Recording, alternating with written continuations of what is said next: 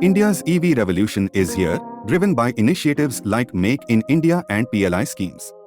Don't miss this electrifying investment opportunity. Let's dive into 3 small-cap EV powerhouses with superb potential for multi-bagger returns. First stock, Servotech Power Systems Limited.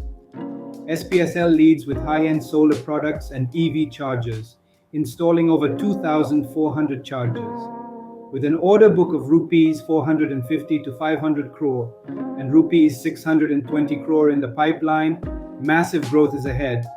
Next, Olectra Greentech Limited. Olectra, a pioneer in electric bus manufacturing, can produce 5,000 EVs annually, expandable to 10,000. From 88 buses sold in FY21 to 1,200 in FY24, their order book is at 8,000 buses. Before going to my favorite stock, don't forget to follow us finyantra.in. Finally, Gensol Engineering.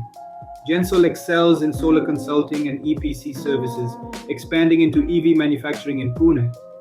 With an order book of 1,783 crore and projected revenue of 2,000 crore for FY25, their growth is phenomenal. Stay tuned for these game-changer stock ideas in Indian market.